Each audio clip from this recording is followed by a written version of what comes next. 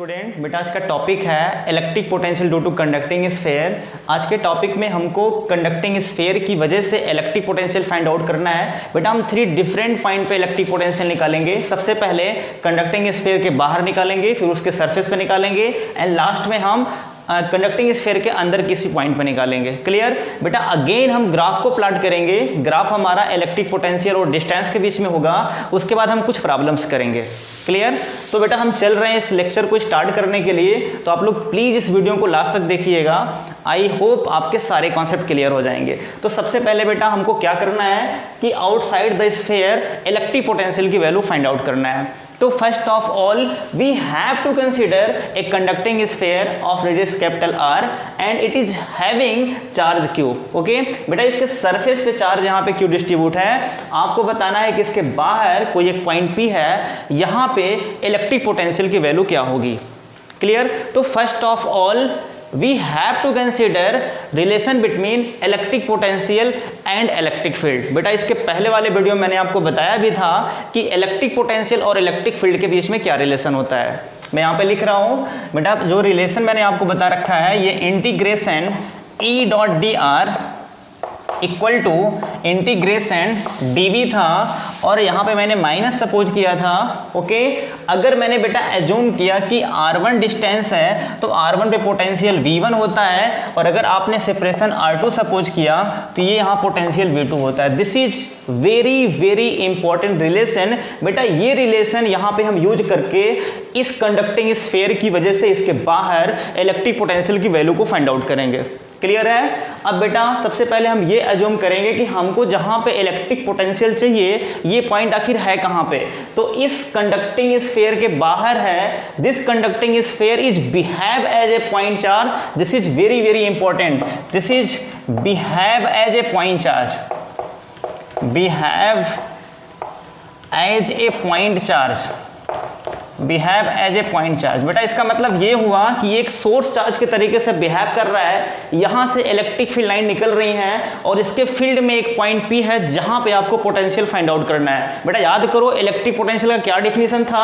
अगर आपको पोटेंशियल जिस जगह फाइंड आउट करना होता है वहां पे हम एक टेस्टिंग चार्ज 1 कूलम को इन्फिनिटी से लेके आते हैं और जो वर्क करना पड़ता है that is called electric potential at that point. Clear? तो बेटा अगर हम इस फॉर्मूले को यहां पे अप्लाई करना चाहें तो क्या होगा, यहां लिखेंगे minus E dot d are, और बेटा पोटेंशियल की वैल्यू यहाँ पे क्या होगी, तो आंसर है इन्फिनिटी पे पोटेंशियल 0 होगा।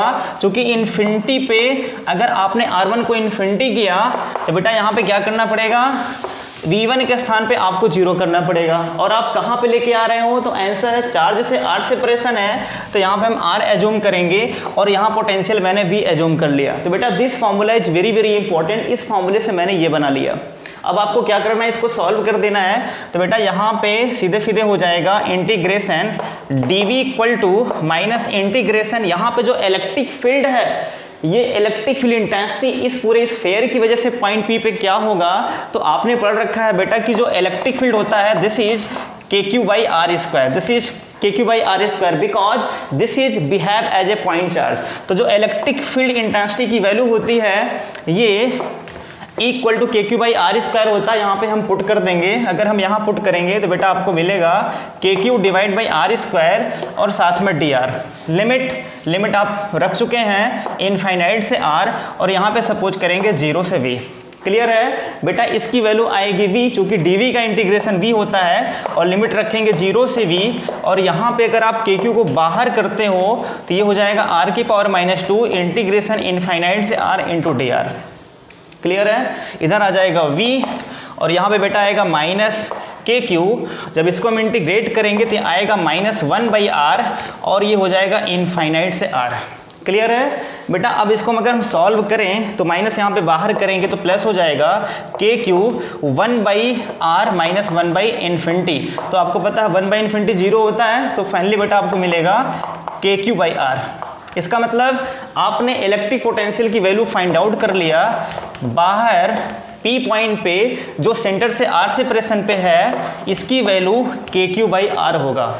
क्लियर है? तो बेटा ये बहुत ही ज़्यादा कंसेप्चुअल है।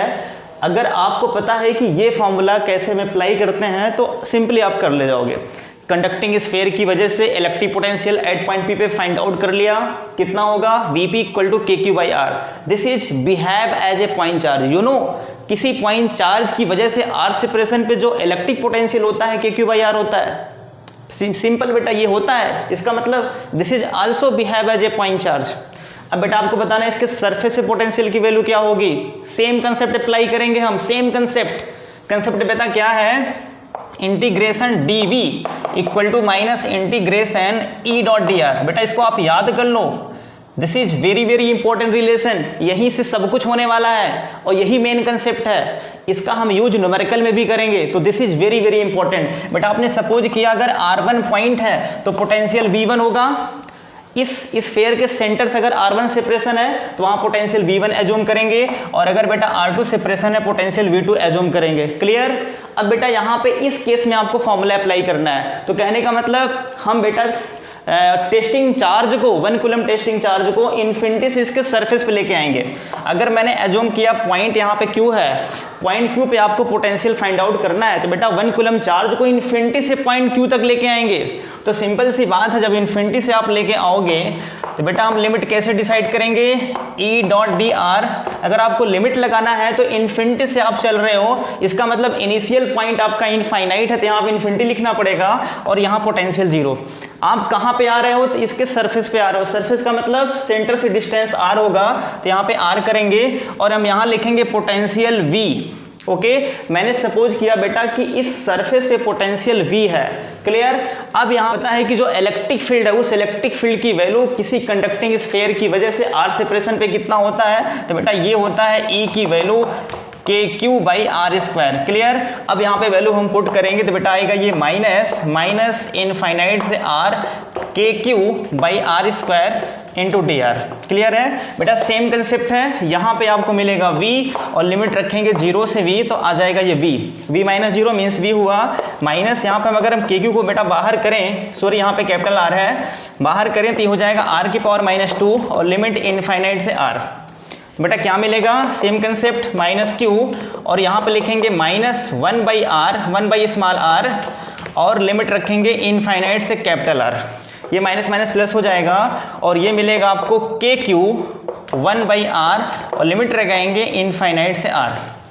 फिर से वही तरीका बेटा, क्या सपोज करेंगे हम KQ और यहाँ पहले 1/R लिमिट, फिर 1/इन्फिनिटी, 1/इन्फिनिटी का मान 0 होता है, तो आपको मिल जाएगा V की value KQ/R। This is very very important. इसका मतलब बेटा सरफेस पे जो पोटेंशियल होता है ये KQ/R होता है। It is very very important. ये VQ की वैल्यू है, आपने Vp का मान कितना फाइंड आउट किया था, KQ/R। अब हम इसके अंदर इलेक्ट्रिक पोटेंशियल फाइंड आउट करेंगे। बेटा आपने इलेक्ट्रिक पोटेंशियल की वैल्यू इसके सरफेस से फाइंड आउट कर लिया है KQ/R। अब आपको बताना है इसके अंदर इलेक्ट्रिक पोटेंशियल की वैल्यू क्या होगी। तो बेटा आपको पता है कि रिलेशन इलेक्ट्रिक पोटेंशियल और इलेक्ट्रिक फील्ड में क्या होता है, इंटीग्रेशन V1 से V2 dV बराबर -E डॉट dr R1 से R2।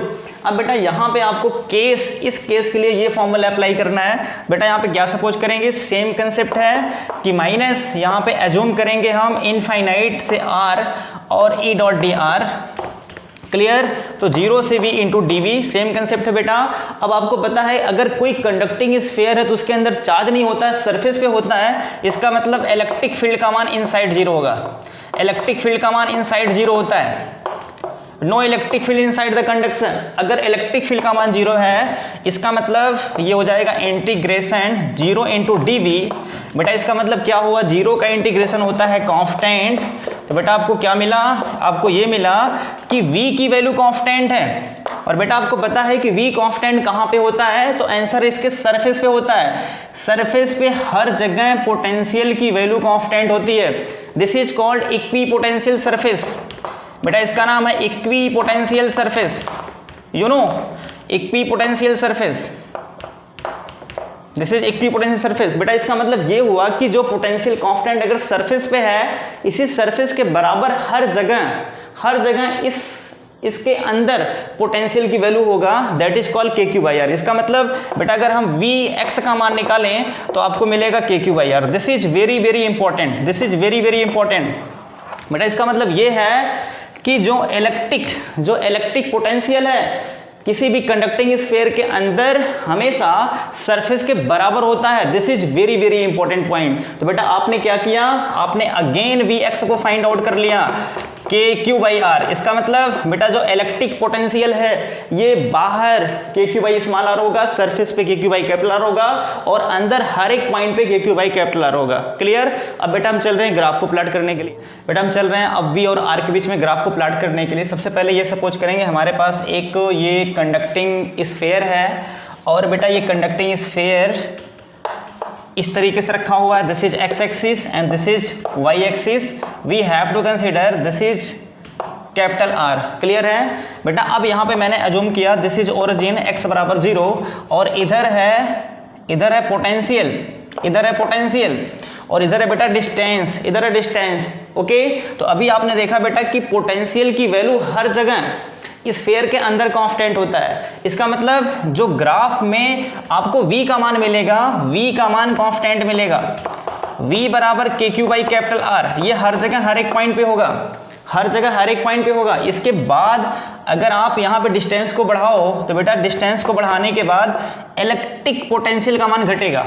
इसके बाहर जो पोटेंशियल है ये प्रोपोर्शनल टू 1/r है। अगर हम सेंटर से दूर जाएंगे तो बेटा उस केस में पोटेंशियल का मान घटेगा। ऐसा आपने फॉर्मूला बनाया हुआ है। तो बेटा ये ग्राफ हो गया। यहाँ पे जो पोटेंशियल होगा this is k q by r, this is k q by r. Clear है, के क्यू बाई आर। और बेटा यही पोटेंशियल अंदर हर जगह होगा। इसके बाहर पोटेंशियल का मान घटेगा। तो ये हो गया ग्राफ। बेटा अगेन हम चल रहे हैं प्रॉब्लम को करने के लिए। बेटा ये पहला क्वेश्चन है। आपको पता है बेटा कि क्वेश्चन करने से हमारा कंसेप्ट क्लियर होता है। जो मैंने चीज़ आपको अभी तक बता रखा है ये सब चल रहा है यहाँ पे अप्लाई करने के लिए। तो आप ध्यान दो बेटा, इस क्वेश्चन में एक 2 कंसेंट्रिक स्फीयर हैं। पहले वाले का रेडियस r है, दूसरे वाले का 2r है। आपको बताना है कि पहले वाले के सरफेस पे और दूसरे वाले के सरफेस पे पोटेंशियल की वैल्यू क्या होगी। यहाँ पे charge q1 and q2 given है। ओके। तो बेटा हम पहले va की वैल्यू फाइंड आउट करेंगे। va की वैल्यू पहले हम फाइंड आउट करेंगे, फिर हम इसके बाद vb की वैल्यू फाइंड आउट करेंगे। ठीक है बेटा। va की वैल्यू क्या होगा, electric potential at the surface of sphere a। Okay. ये दोनों हालो स्फीयर हैं। तो बेटा अगर आपको va का मान यहाँ पे निकालना है तो सिंपल सी बात है कि इसके सरफेस पे चार्ज क्यू है, चार्ज क्यू है तो सरफेस पे आपको पोटेंशियल फाइंड आउट करना है। तभी आपने फॉर्मूला बनाया कि सरफेस पे जो पोटेंशियल होता है ये के क्यू बाई आर होता है। इसका मतलब के क्यू 1 बाई आर हो जाएगा। क्लियर। और इसके बाहर एक और स्फीयर है और इस स्फीयर के अंदर ये पॉइंट है। इसका मतलब इस स्फीयर के अंदर हर जगह पोटेंशियल बराबर होता है। तो सरफेस पे जितना पोटेंशियल होगा उतना ही अंदर पॉइंट ए पे होगा। इसका मतलब यहाँ पे मुझे लिखना पड़ेगा के Q 2 divide by 2r। This is potential VA। आपने VA फाइंड आउट कर लिया। बेटा बहुत ही सिंपल है बट थोड़ा कंसेप्चुअल है। अगेन हम निकालेंगे बेटा VB की वैल्यू। अब आपको VB फाइंड आउट करना है। इस पॉइंट B पोटेंशियल कितना होगा, तो पॉइंट B इस स्फीयर के बाहर है। तो बेटा यहाँ का पोटेंशियल कैसे हम निकालेंगे, यहाँ का पोटेंशियल निकालने के लिए सबसे पहले हम ये अज्यूम करेंगे कि वो चार्ज यहाँ पे अंदर है, जो चार्ज यहाँ पे पहले वाले स्फीयर के अंदर है, जो पहले वाले स्फीयर के सरफेस पे है, बेटा उसकी वजह से पोटेंशियल यहाँ पे कितना होगा। तो आंसर है जो पोटेंशियल होगा के क्यू 1 डिवाइड बाई 2r। यहाँ पे ध्यान रखना है कि सेपरेशन आपको 2r सपोज करना पड़ेगा क्योंकि इसके बाहर हम पोटेंशियल फाइंड आउट कर रहे हैं। तो बेटा हम बाहर वाला फॉर्मूला अप्लाई करेंगे तो के क्यू बाई 2r होगा। अगेन इस पॉइंट पे इस स्फीयर की वजह से पोटेंशियल कितना होगा, तो आंसर है k Q 2 divide by 2r। Okay. तो बेटा ये हो गया VB की वैल्यू। क्लियर है। तो इस तरीके से बेटा आप क्वेश्चन करते हैं। आई थिंक आपके कॉन्सेप्ट क्लियर हो गए होंगे। बड़े बड़े सवाल हम कॉन्सेप्ट क्लियर होने के बाद ही कर पाते हैं। नेक्स्ट क्वेश्चन करता हूँ बेटा। सेकंड क्वेश्चन बहुत ही ज़्यादा कंसेप्चुअल है आपके लिए। इसमें a total charge Q is given to 2 concentric shell so that their surface charge density are equal. Deduce an expression for potential at common centre. Okay बेटा यहाँ पे आपको ये बताना है कि जो पोटेंशियल कॉमन सेंटर का होगा ये क्या होगा। मैंने एज्यूम किया बेटा कि V नॉट है कॉमन पोटेंशियल सेंटर का, दिस इज V नॉट। तो आपको V नॉट की वैल्यू फाइंड आउट करनी है। क्वेश्चन में गिवन है कि इस पूरे सिस्टम को क्यू चार्ज दिया जा रहा है, तो मैंने ये एज्यूम किया कि पहला वाला जो स्फीयर है इसके सरफेस पे Q1 चार्ज गया और दूसरे वाले के सरफेस पे Q2 चार्ज गया। क्लियर है बेटा? यहाँ पे क्वेश्चन में गिवन है कि दोनों पे सरफेस चार्ज डेंसिटी इक्वल है, दोनों पे सिग्मा मैंने एज्यूम किया। अब आप ये बताओ फ्रॉम कंजर्वेशन ऑफ चार्ज क्या है? कंजर्वेशन ऑफ चार्ज से बेटा यहाँ सोल्यूशन करता हूँ। कंजर्वेशन ऑफ चार्ज ये कहता है कि जो नेट चार्ज है ये कांस्टेंट होगा, Q1 प्लस Q2 बराबर Q। और बेटा आपको पता है Q1 की वैल्यू क्या होगी, तो आप जानते हो वो सिग्मा बराबर Q by 4 pi R square ये होता है। तो यहाँ से बेटा Q का मान कितना होगा? अगर हम यहाँ से Q का मान निकालें तो ये हो जाएगा sigma times of 4 pi R square. अब ये आप अप्लाई करो, Q1 की वैल्यू क्या होगी, तो बेटा Q1 हो जाएगा सीधे सीधे सिग्मा 4 पाई A स्क्वायर। ऐसे Q2 कितना होगा? Sigma 4 pi B square. तो बेटा अगर हम ये वैल्यू यहाँ पे पुट करें तो आपको क्या मिलेगा? Sigma 4 pi A square plus sigma 4 pi B square equal to Q। Clear? और अगर हम यहाँ से 4 पाई सिग्मा को कॉमन करें, 4 पाई सिग्मा कॉमन करें तो बेटा ये A square plus B square होगा और ये हो गया Q। और यहाँ से अगर हम फाइंड आउट करें सिग्मा की वैल्यू तो Q divide by 4 pi A square plus B square. तो बेटा आपने यहाँ पे सिग्मा की value in term of Q find out कर लिया, क्योंकि यहाँ पे Q यहाँ पे गिवन है तो सिग्मा की वैल्यू आपने in term of Q find out कर लिया। अब आपको बताना है कि कॉमन पोटेंशियल की वैल्यू क्या होगी। बेटा सिंपल है, आपको बताना है सेंट्रल पोटेंशियल क्या होगा। तो इस स्फीयर की वजह से पोटेंशियल यहाँ पे होगा, जो सरफेस होगा वही यहाँ पे भी होगा। जो सेकंड वाला स्फीयर है इसकी वजह से पोटेंशियल यहाँ पे होगा, जो सरफेस होगा वही यहाँ पे होगा। बेटा सिंपल सी बात है, जो VA है कॉमन पोटेंशियल ये VA प्लस VB के बराबर होगा। क्लियर? अब यहाँ पे VA की वैल्यू क्या होगी, तो बेटा VA की वैल्यू क्या होगी? अगर हम V की बात करें तो आप जानते हो V बराबर होता है Q divide by 4 pi epsilon not into R, है कि नहीं? बेटा Q के स्थान पे क्या लिखते हैं हम, तो आंसर है sigma into 4 pi R square divide by 4 pi epsilon not into R। तो यहाँ पे 4 पाई कैंसल, इसका मतलब इसको हम लिख सकते हैं sigma R divide by epsilon not. V की value in term of sigma ये होता है, V की value in term of sigma ये होता है। तो अगर हम यहाँ पे in term of sigma put करना चाहें तो क्या मिलेगा आपको, तो आंसर है sigma A divide by epsilon not plus sigma B divide by epsilon not. Clear है? तो अगर हम यहाँ से बेटा सिग्मा बाई एप्सिलॉन नॉट को कॉमन करें तो आपको मिलेगा A प्लस B। और फाइनली अगर हम सिग्मा की वैल्यू यहाँ पुट करें, सिग्मा की वैल्यू क्या है, ये है Q divide by 4 pi epsilon not A square plus B square हो जाएगा और यहाँ पे A प्लस B होगा। इसका मतलब बेटा आपने V नॉट की वैल्यू क्या फाइंड आउट किया, QA plus B divide by 4 pi epsilon not A square plus B square. This is answer. But I think आपके सारे कॉन्सेप्ट क्लियर हो गए होंगे। तो बेटा मैंने बहुत ही कम समय में आपको बताया कि इलेक्ट्रिक पोटेंशियल हम कैसे किसी कंसेंट्रिक स्फीयर की वजह से बाहर निकालते हैं, सरफेस में निकालते हैं, अंदर निकालते हैं, और मैंने क्वेश्चन भी कर डाला। ओके, तो थैंक यू सो मच।